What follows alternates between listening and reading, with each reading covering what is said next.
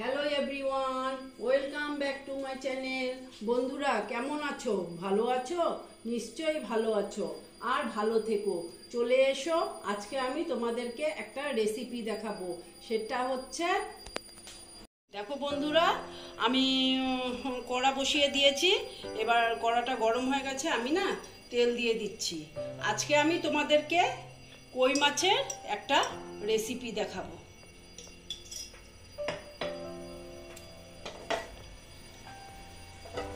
দেখো কড়াটা প্রায় গরম হয়ে গেছে। এবার আমি কই মাছগুলো দিয়ে দেবো।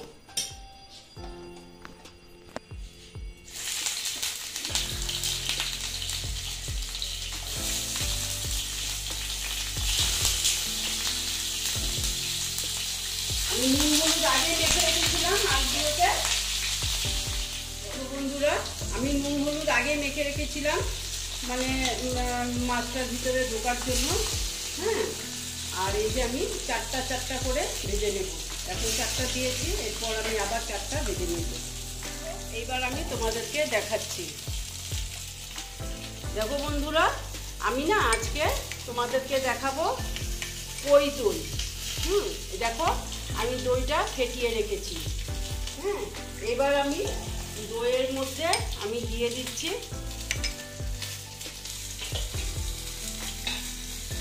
দেখো বন্ধুরা, এই দেখো দইটা আমি ফেটিয়ে নিয়েছি। এবার আমি দিয়ে দিচ্ছি ধনের গুঁড়ো। এটা কিন্তু রোস্টেড ধনের গুঁড়ো। আমি খালি কড়াতে এটা ভেজে তারপরে আমি গুঁড়ো করে নিয়েছি। তারপরে দিচ্ছি আমি জিরের গুঁড়ো, এটাও রোস্টেড। এখানে আমি সব রোস্টেড ব্যবহার করছি।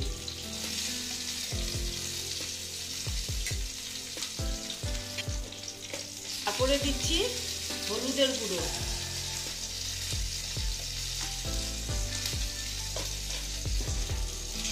তারপরে দিচ্ছি আমি লঙ্কার গুঁড়ো। আমার না লঙ্কাটা ভীষণ ঝাল গো, সেই জন্য আমি কম করে দিচ্ছি। তোমরা তোমাদের ঝাল আন্দাজে যে যেরকম ঝাল খাও সেই হিসাবে তোমরা নেবে।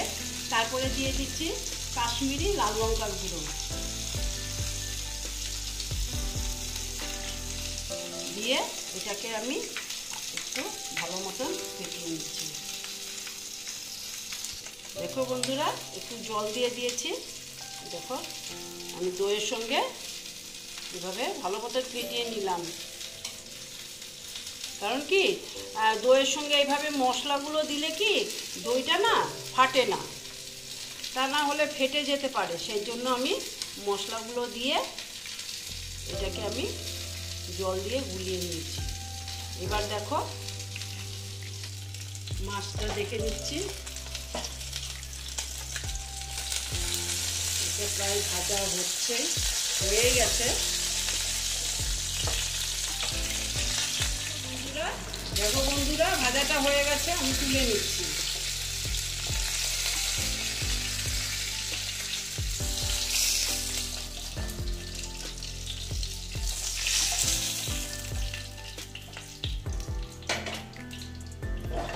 তারপর দেখো এই তেলেতেই আমি জিরে, সাদা জিরে দিয়ে দিলাম।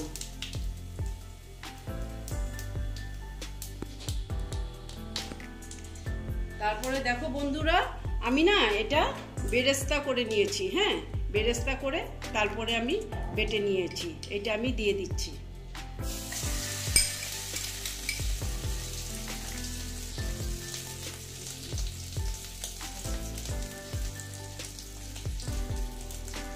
তারপরে দেখো আদা দিয়ে দিচ্ছি।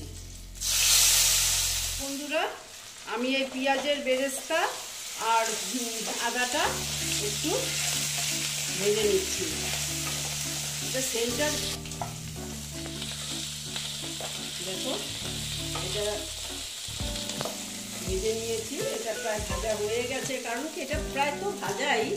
আমি তো বেরেস্তা করে নিয়েছি পেঁয়াজটা। তারপরে দেখো এই দইটা আর ওই যে মশলাগুলো যে আমি এখানে গুলিয়ে রেখেছিলাম, এটা আমি দিয়ে দিলাম।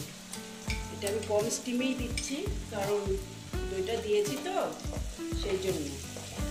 আমি আস্তে আস্তে আস্তে ভেজে নিচ্ছি।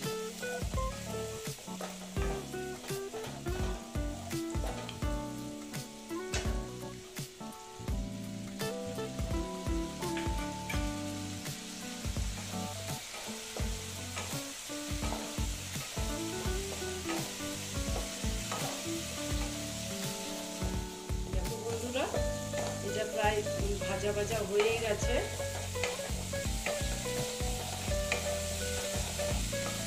একটু ভেজে নিচ্ছি।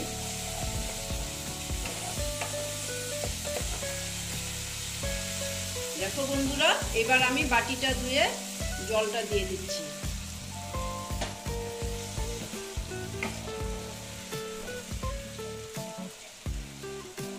আর একটু দিতে হবে জল, কারণ আমার মাছ তো বেশি তো।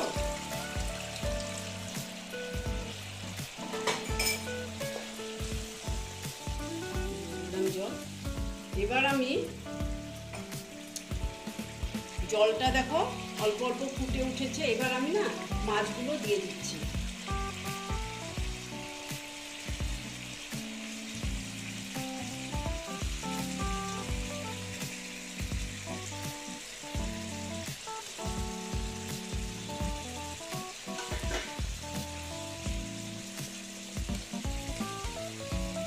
এরপর আমি দেব নুন।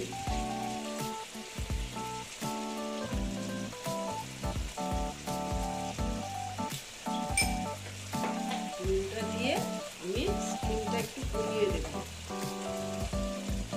মাছের ভিতরে আর কি মশলাগুলো ঢুকবে। আমি স্টিমটা কমিয়ে এবার একটু ঢেকে দিচ্ছি। দেখো বন্ধুরা, আমি অল্প দেখে নিচ্ছি। এবার না আমি দেখো 4টে কাঁচা লঙ্কা দিয়ে দেব। আর যে রোস্টেড করা যে ধনে আর জিরের গুঁড়ো ছিল ওইটা অল্প রেখেছিলাম, এটা এখন আমি এখানে দিয়ে দিচ্ছি।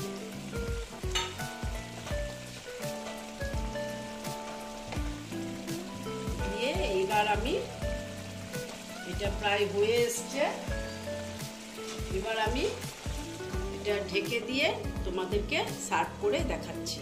দেখো বন্ধুরা, আমার দই কই কমপ্লিট হয়ে গেল। তোমরা এইরকম করে খেয়ে দেখবে, আশা করছি ভালোই লাগবে।